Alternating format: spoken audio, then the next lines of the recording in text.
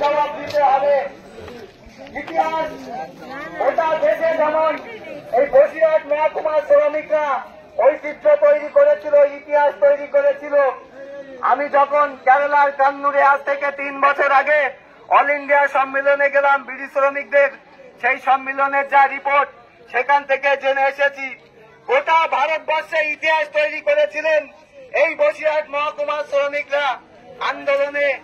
আন্দোলন সংগ্রামে আদায় করার ক্ষেত্রে বসিরহাট মহকুমা উত্তর 24 পরগনা জেলা 1 নম্বরে।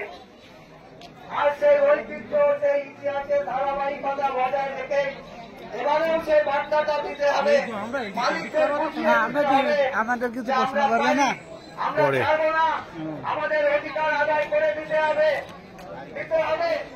আমরা কেউ ভাড়া দাম চাচ্ছি না, কোনো ভিক্ষা চাচ্ছি না মালিকদের কাছে। তোমরা ভাই 180 টাকা সামনে যে রাস্তা রেখেছো তা থেকে 46 টাকা আমাদের দাও, এটাই তো আমরা দাবি করেছি।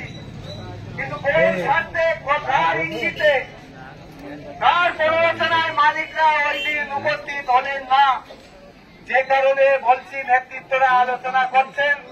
আলোচনা হয়তো খুব শিগগিরই শেষ হয়ে যাবে। সেখানে যোগ্য নেতৃত্ব, আপনাদের যৌথ সংগ্রাম কমিটির নেতৃত্বরা আছেন যে আলোচনাটা করবেন, তারপরে ওখান থেকে ফোনের মাধ্যমে বার্তা পাঠাবেন, আর তারপরে হয়তো একটা মিছিল করে ওখানে যাব। আমরা ডাইরেক্ট ওই